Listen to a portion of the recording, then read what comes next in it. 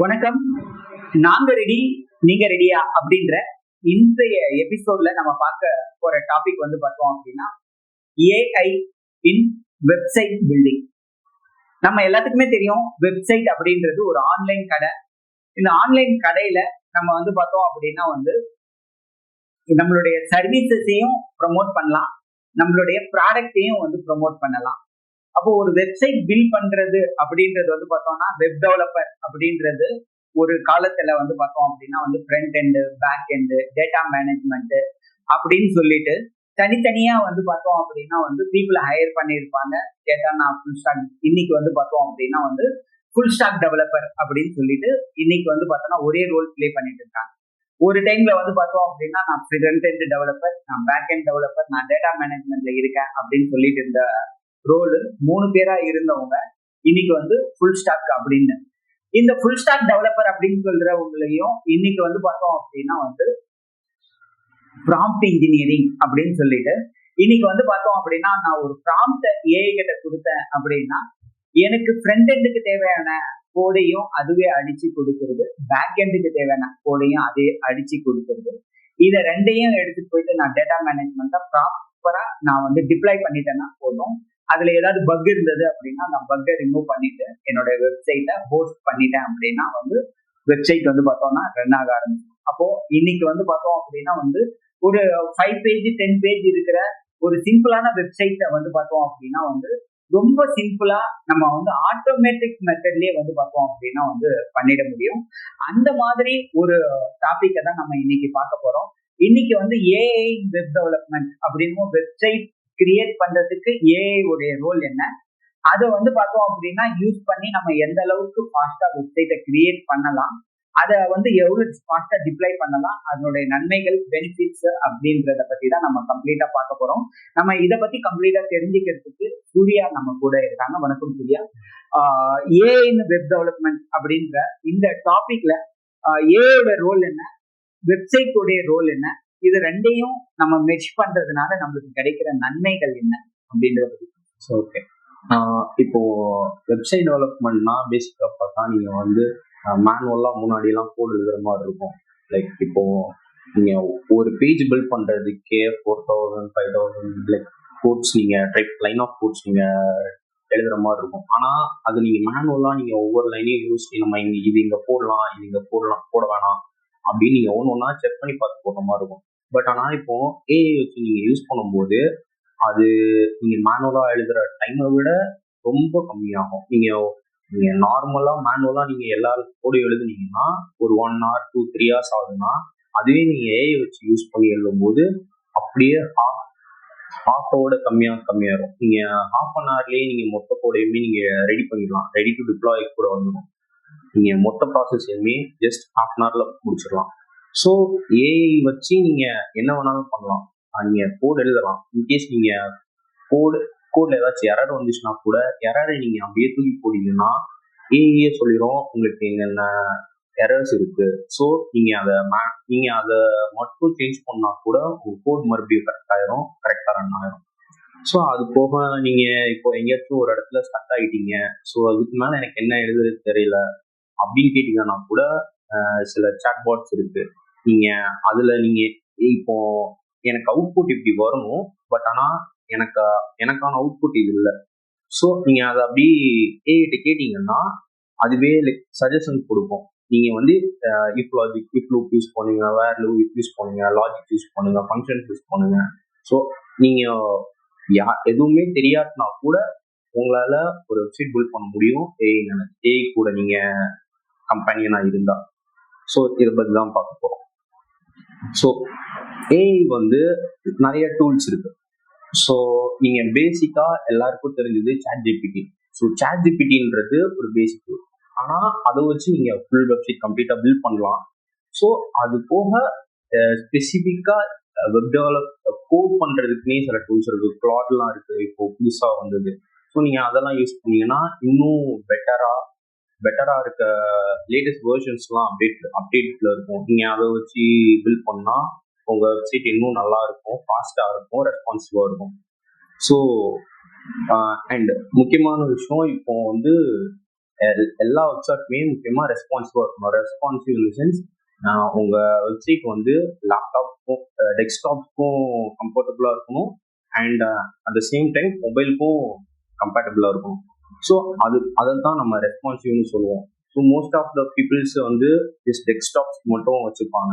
ஆனால் நீங்கள் அதே சைட்டை மொபைல் ஓப்பன் பண்ணீங்கன்னா உங்களுக்கு அது டிசைனே நல்லா இருக்காது. ஸோ நீங்கள் நார்மலாக நீங்கள் வந்து வெப்சைட்டுக்கு லைக் டெஸ்க்டாப்புக்கு நீங்கள் கோடு எழுதினா கூட நீங்கள் அந்த கோடை அப்படியே ஏல போட்டு எனக்கு இதை ரெஸ்பான்சிவாக மாற்றி கொடு அப்படின்னு கேட்டிங்கன்னா அது அதுக்கேற்ற மாதிரி கோடை ஆல்டர் பண்ணி உங்களுக்கு கொடுத்துரும். நீங்கள் அதை மறுபடியும் ரன் பண்ணீங்கன்னா நீங்கள் மொபைல் யூஸ் பண்ணும்போது உங்களுக்கு மொபைல் ஏற்ற மாதிரி உங்களுக்கு கோட் அதுவாட்டே சேஞ்ச் ஆகிக்கும். ஸோ இது ஒரு ஏல இருக்க ஒரு பெஸ்ட் ஃபீச்சர் அப்படின்னு சொல்லலாம், நம்ம யூஸ் பண்ணுற ஃபீச்சர்ஸ். ஸோ ஏஐ மூலமாக நம்ம என்னெல்லாம் பண்ணலாம்னா நம்ம ஆக்சுவலாக உங்களுக்கு தெரியாத விஷயத்த லேர்ன் பண்ணிக்கலாம். ஸோ நம்ம லேர்ன் பண்ணுற விஷயத்த வச்சு ஏஐ அதுவாட்டே ரெக்கக்னைஸ் பண்ணிப்போம். லைக் நம்மளுடைய பேட்டர்ன்ஸ் நம்ம என்ன மாதிரி கொஸ்டின் கேட்குறோம் அப்படின்னு தெரிஞ்சுக்கிட்டு அதுவே ரெக்கக்னைஸ் பண்ணியிருக்கோம். ஸோ இவங்க வந்து expert, mid, senior level, so அவங்களுக்கு ஏற்ற மாதிரி புரிகிற மாதிரி ரெஸ்பான்ஸ் கொடுக்கும். இப்போ உங்களுக்கு நீங்கள் எதுவுமே தெரியல, லைக் நான் இப்போ தான் ஸ்டார்ட் பண்ணுறேன், ஸோ அந்த மாதிரி நீங்கள் போடுற கொஸ்டின்ஸ் வந்து அதுவே அண்டர்ஸ்டாண்ட் பண்ணிட்டு ஸோ அதுக்கேற்ற மாதிரி உங்களுக்கு புரிகிற மாதிரி ரெஸ்பான்ஸ் வரும். இப்போ எக்ஸ்பர்ட்னா உங்களுக்கு வந்து லைக் ஸ்டார்டிங்லேருந்து எதுவுமே சொல்ல தேவையில்லை. ஸோ உங்களுக்கு கண்டென்ட் என்ன இருந்தால் போதும், அது மட்டும் தெரிஞ்சால் போதும், நீங்கள் வந்து ஓப்பன் கொடுக்குறீங்க. ஆனால் அதுவே பேசிக்கில் ஸ்டார்ட் பண்ணுறவங்களுக்கு அப்படி இல்லை. உங்களுக்கு ஸ்டெப் பை ஸ்டெப் என்னென்னு இது ஒரு லைன் என்ன சொல்ல வருது, என்ன எக்ஸ்பிளைன் பண்ணுது, இல்லை இந்த லைன் என்ன பண்ணுது தெரிஞ்சாதான் அவங்களுக்கு ஃபியூச்சர் ஹெல்ப் ஆகும். ஸோ அந்த மாதிரி விஷயத்துலையும் ஏஐ ஹெல்ப் பண்ணுது. ஸோ ஏஐ வந்து லேர்னிங்க்கு ரொம்ப ஹெல்ப் பண்ணுது. அப்புறம் ஏஐ வந்து நீங்கள் என்ன பண்ணலாம், லைக் நீங்கள் இது முடிச்சிட்டீங்க, ஸோ இவ்வளோ நீங்கள் இதுக்கு மேலே நீங்கள் வந்து உங்கள் ஸ்கில்ஸ் அப்டேட் பண்ணணும்னா என்னென்ன லேர்ன் பண்ணிக்கலாம் ஆர் என்னென்ன பில்ட் பண்ண ட்ரை பண்ணலாம் அதையும் ஏஐயே சஜஸ்ட் பண்ணும். ஸோ அந்த வகையில் உங்கள் ஸ்கில்ஸை டெவலப் பண்ணுறதுக்கு, உங்கள் நாலேஜை டெவலப் பண்ணுறதுக்கு எல்லாத்துக்குமே ஏஐ யூஸ் ஆகுது. ஸோ அப்புறம் ஏஐ வந்து முக்கியமாக பக்ஸ் கண்டுபிடிக்கிறதுல ரொம்ப யூஸ்ஃபுல் ஆகுது. நீங்கள் என்னதான் கோடு எழுதினாலும் உங்களுக்கு டீபக் பண்ண தெரியலன்னா இது ஒரு நல்ல கோடரே இல்லை. ஸோ நீங்கள் எவ்வளோக்கு எவ்வளோ எரர்ஸை கண்டுபிடிச்சி அதை வந்து ரெக்டிஃபை பண்ணுறீங்களோ அவ்வளோக்கு அவ்வளோ உங்கள் நாலேஜ் கூடும். நீங்கள் உங்கள் கோடு மட்டும் நீங்கள் மற்றவங்க கோடு எடுத்து பார்த்தா கூட ஸோ நீங்கள் அண்டர்ஸ்டாண்ட் பண்ணிக்கிற அளவுக்கு இருக்கணும். அதில் என்ன பக்ஸ் இருக்குது, என்ன ஃப்ளா இருக்குது எல்லாத்தையும் தெரிஞ்சுக்கிட்டா மட்டும்தான் உங்களால் ஒரு பர்ஃபெக்ட் டெவலப்பராக மாற முடியும். ஸோ இந்த மாதிரி விஷயத்தெல்லாம் கண்டுபிடிக்கிறதுக்கு சில ஏஐ இருக்கு. ஸோ அதை வச்சு நீங்கள் யூஸ் பண்ணால் உங்களுக்கு வந்து பக்ஸ் கண்டுபிடிக்கிறது, பக்ஸ் எப்படி ரெக்டிஃபை பண்ணுறது எல்லாத்தையுமே சொல்லும். ஸோ இப்போ உங்களுக்கு ஏதாச்சும் கொஸ்டின்ஸ் ஆர் ஏதாச்சும் புது டெக்னாலஜிஸ் பற்றி தெரியணும் அப்படின்னா நீங்கள் ஏஐட்ட கேட்கலாம். இப்போ சில பேர்லாம் எதுவுமே தெரியாமல் இருப்பாங்க, படிச்சிருப்பாங்க, ஸ்டார்டிங் ஸ்டேஜ் ஏர்லி ஸ்டேஜஸில் படிச்சிருப்பாங்க, ஆனால் அவங்க வந்து அப்டேட்டடாக இருக்க மாட்டாங்க. ஸோ அவங்க பர்சனலாக ஏஐட்ட கொஞ்சம் அப்பப்போ பார்த்துட்டு இருந்தாங்கன்னா அவங்களுக்கு வந்து அவங்க மோஸ்ட்டாக அப்டேட்டடாக இருப்பாங்க. ஸோ ஏஐ வச்சு நம்ம என்ன பண்ணலாம்னா நம்மளோட பிஸ்னஸை டெவலப் பண்ணிக்கலாம். லைக் வெப்சைட், இப்போ நீங்கள் ஆஸ் அ வெப் டெவலப்பராக இருக்கீங்க, நீங்கள் ஒரு ஃப்ரீலான்சிங்காக ஒர்க் பண்ணுறீங்க அப்படின்னா நீங்கள் ஒரு ஆள் மட்டுமே இருந்து உங்களால் எதுவும் எல்லாமே பண்ண முடியாது.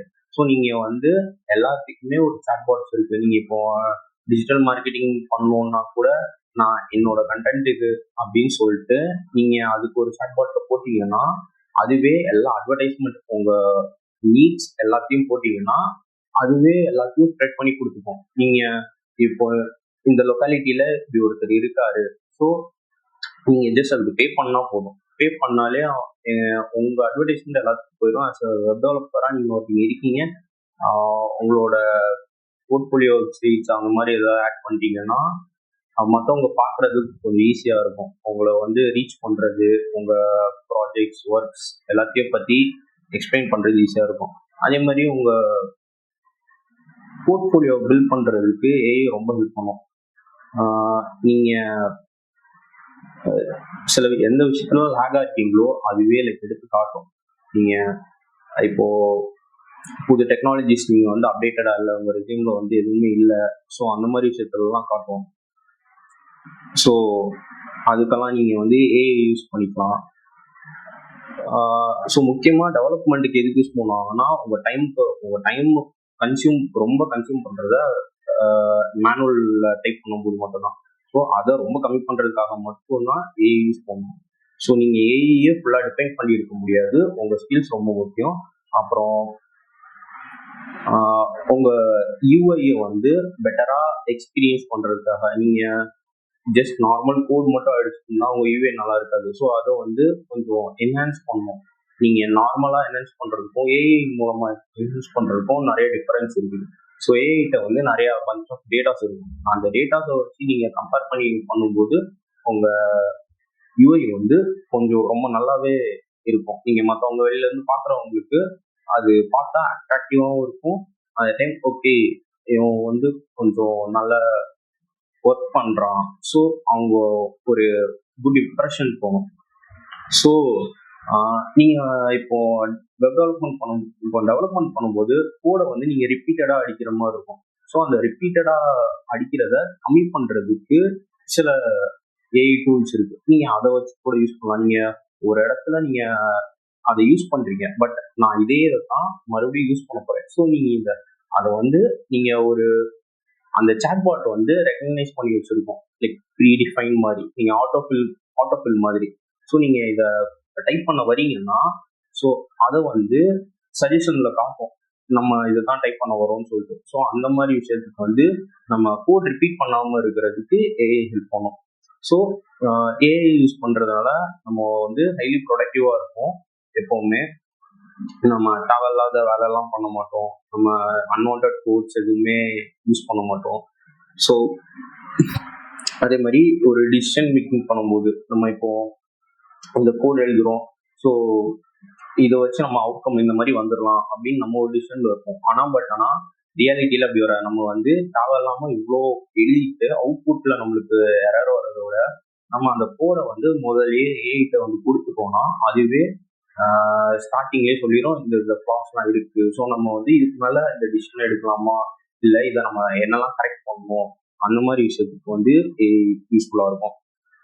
ஸோ அப்புறம் டெஸ்டிங், நீங்க இப்போ ஒரு வெப்சைட் கம்ப்ளீட்டா பில்ட் பண்ணி முடிச்சுட்டீங்க. ஸோ அதை வந்து நீங்க டெஸ்ட் பண்ணாம டிப்ளை பண்ணவே முடியாது. ஸோ நீங்க டெஸ்ட் பண்ணணும்னா அதுக்கு நிறைய வெப்சைட்ஸ் இருக்குது.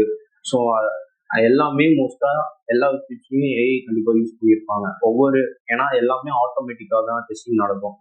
நீங்க எல்லாத்தையும் மேனுவலா டெஸ்ட் பண்ணிட்டு இருக்க முடியாது. ஸோ நீங்க ஆட்டோமேட்டிக்கா டெஸ்ட் பண்ணும்போது அந்த இடத்துல ஏஐ என்ன பண்ணுவோம்னா உங்களோட கோடு வந்து இருக்க எல்லா சான்ஸ்லயுமே டெஸ்ட் பண்ணும். நீங்க உங்க கோல்ட் எப்போ ஏதாச்சும் பண்ணி பிரேக் ஆகுதா, இல்லைன்னா ஏதாவது ஃபிளாஸ் இருக்கா, இல்லைன்னா ஏதாச்சும் பக் வருதா. நீங்க கோட் ரைட் பண்ணும்போது டெஸ்ட் பண்ணியிருப்பீங்க, அப்போ கூட பக் வராது. ஆனால் நீங்க ஏஐ யூஸ் பண்ணி டெஸ்ட் பண்ணும்போது அதோடைய பாசிபிலிட்டிஸ் வந்து நிறைய இருக்கும். நம்மளோட பாசிபிலிட்டிஸ் ஒன்றுனா அதோட பாசிபிலிட்டிஸ் வந்து 100 இருக்கும். ஸோ அதுல ஏதாச்சும் பக்ஸ் வரும். நீங்களாட்டே டெஸ்ட் பண்ணும்போது ஏஐ யூஸ் பண்ணி டெஸ்ட் பண்ணீங்கன்னா நீங்க ப்ரொடக்ஷன் போகும்போது உங்க வெப்சைட் வந்து எல்லா வல்னரபிலிட்டிஸையும் ஹேண்டில் பண்ற மாதிரி மேனேஜா இருக்கும். ஸோ இப்போ செக்யூரிட்டிஸ் பத்தி பார்க்கும்போது நீங்க சில இடத்துல வந்து நீங்க செக்யூரிட்டிஸ் வந்து வேணாம்னு நினைச்சிருப்பீங்க, பட் ஆனா அந்த இடத்துல இருந்திருந்தா எக்ஸ்ட்ரா ஓவர் ப்ரொடெக்ஷனா இருக்கும்.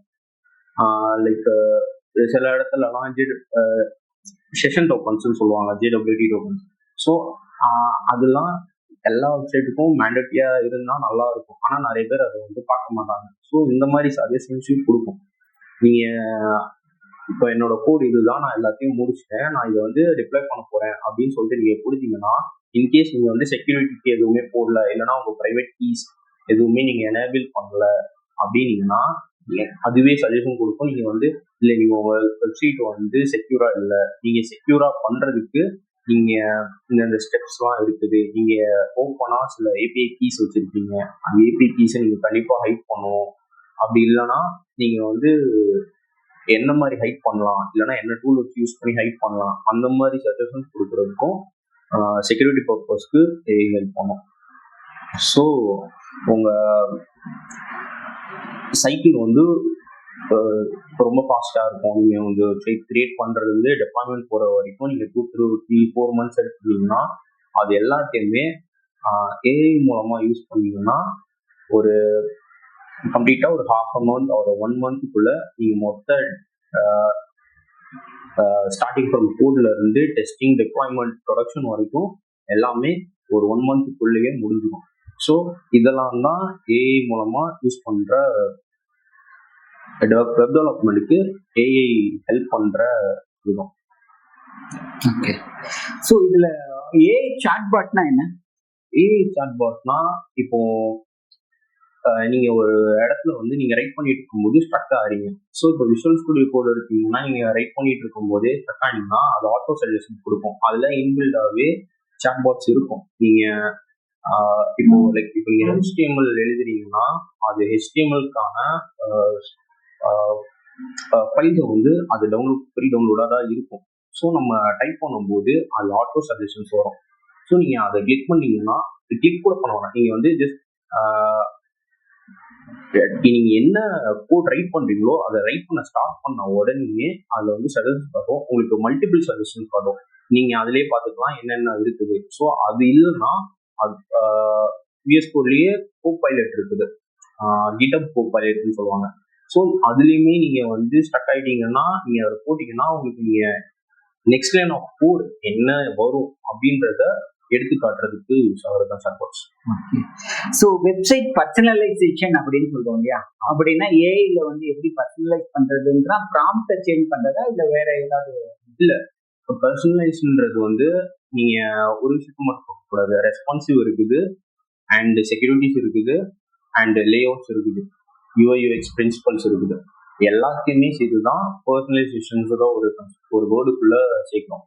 ஸோ நீங்க இது எல்லாத்தையுமே நீங்க தனித்தனியாக மீன்ஸ் நீங்க எல்லாமே நீங்க பண்றதுக்கு ரொம்ப டைம் ஆகும். ஸோ எல்லாத்தையுமே ஷார்ட் டேர்முக்குள்ள முடிக்கணும். சில பேருக்கு வந்து வெப்சைட் ஸ்பீடா இருக்கும், ஆனா UI நல்லா இருக்காது. UI நல்லா இல்லைன்னா யாரு கஸ்டமர்ஸ் வர மாட்டாங்க.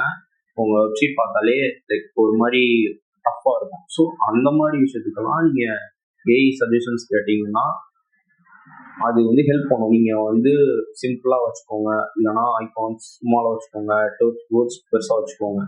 இந்த மாதிரி இந்த மாதிரி சின்ன சின்ன பர்சனலைசேஷன் அண்ட் செக்யூரிட்டிஸ் எல்லாத்துக்குமே ஏஐ யூஸ் பண்ணி ஓகே. ஸோ இப்போ ரீப்ளேஸ் பண்ணிடும் ஏஐ வந்து பார்த்தோம் அப்படின்னா வெப் டெவலப்பர்ஸ் அப்படின்னு சொல்றாங்க இல்லையா, இது எந்த அளவுக்கு பாசிபிலிட்டிஸ் இல்ல இதுல வந்து பார்த்தோம் அப்படின்னா வந்து அப்டேட் ஆகலைன்னா அவுடேட் ஆயிடுவோம் அப்படின்ற கான்செப்ட் தான் ஒர்க் ஆகுமா, இல்ல இப்போ வந்து ஏஐ வந்து பார்த்தோம் அப்படின்னா வந்து நம்மள விட ஃபாஸ்டா வந்து அது கோட் அடிச்சு கொடுக்குற அளவுக்கு இருக்கு. இப்போ டீப் செக் எல்லாம் ஓல்டு டாப் 10 கோடர் மாதிரி அடிச்சு கொடுக்குது அப்படின்னும் போது ஃபியூச்சர் எப்படி இருக்கும்? இல்ல, ஏஐ வந்து டெவலப்பர்ஸை கம்ப்ளீட்டா எப்பவுமே ரிப்ளேஸ் பண்ண முடியாது. ஏன்னா நீங்க என்னதான் கோடு வந்து நீங்க ப்ராம்ப்ட் அடிச்சு கோடு எழுதாலும் கோடு அண்டர்ஸ்டாண்ட் பண்ணிக்கிறதுன்னு ஒரு கன்செப்ட் இருக்கு. நீங்க உங்களுக்கு அது என்ன கொடுக்குன்னு தெரிஞ்சாதான் உங்களால அதை வந்து நீங்க எடிட்டேட் பண்ண முடியும். நீங்க எப்பவுமே அது கொடுக்குற கோடை அப்படியே கம்ப்ளீட்டா போட்டு பேஸ்ட் பண்ணி ஒர்க் பண்ண போறது இல்லை. அதை வந்து எடிட் பண்ண தெரியணும். அதை எடிட் பண்ணணும்னா உங்களுக்கு கோடு தெரிஞ்சிருக்கணும். நீங்க என்னதான் ஏஐ இருந்தாலுமே ஒரு மேனுவலா ஒரு பர்சன் வந்து அதை எடிட் பண்ணியோ என்ன பண்ணணுமோ அது கண்டிப்பா பர்சன் தேவை, அது கண்டிப்பா டெவலப்பர்ஸ் தேவை. ஸோ ஏஐ வந்து கம்ப்ளீட்டா டெவலப்பர்ஸை ரீப்ளேஸ் பண்ண முடியாது. ஏஐ டெவலப்பர்ஸ் யூஸ் பண்ணிக்கலாமே தவிர ரீப்ளேஸ் பண்ண வாய்ப்பே இல்லை. ஓகே. இது வெப்சைட் அனலைஸ் வந்து பார்த்தோம் அப்படின்னா எப்படி பண்ணி நம்மளுக்கான எக்ஸ்பீரியன்ஸ் வந்து பார்த்தோம் அப்படின்னா வந்து வெப்சைட் அனலைஸ் எப்படி பண்ணுது? இப்போ ஒரு ஜென்ரலா ஒரு வெப்சைட் இருக்குது. அந்த வெப்சைட்டோட இப்போ கூகுள் எடுத்தா கூட கூகுள் இருக்கு. கூகுள்ல வந்து நிறைய வெப்சைட் டிப்ளாய் பண்ணியிருப்பாங்க. ஸோ இதுல எல்லாத்துலயுமே எல்லா வெப்சைட்டுமே டாப் ரேட்டட்ல வந்துடாது. சில வெப்சைட் வந்து அண்டர் ரேட்டடா இருக்கும், சில வெப்சைட் யாருமே யூஸ் பண்ணிருக்க மாட்டாங்க.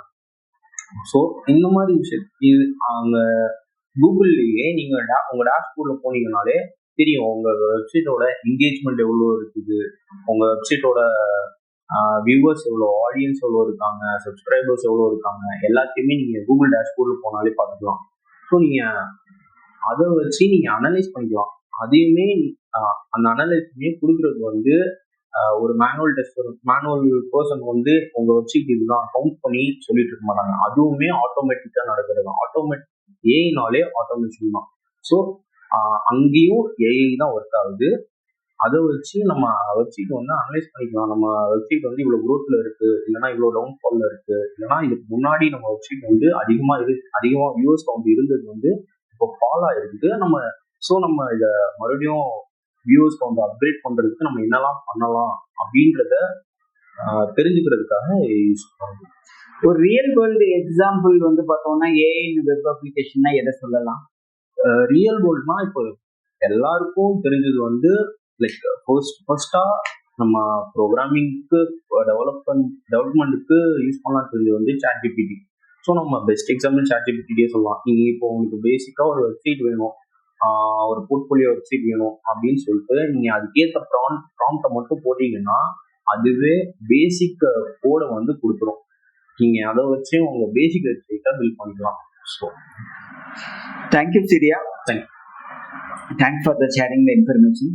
ஸோ இது போல உங்களுடைய டே டு டே லைஃபுக்கு தேவையான டிஜிட்டல் டூல்ஸ், உங்களுடைய பிஸ்னஸ், உங்களுடைய agriculture industry, travel industry, education industry, உங்களுக்கு வந்து தேவையான டூல்ஸுக்கு எங்களுடைய சேனலை வந்து சப்ஸ்கிரைப் பண்ணிக்கோங்க, பெல் பட்டனை கிளிக் பண்ணிக்கோங்க. இன்னொரு குவாலிட்டியான கண்டென்ட்டோட மீட் பண்ற வரைக்கும் தேங்க்ஸ் ஃபார் வாட்சிங்.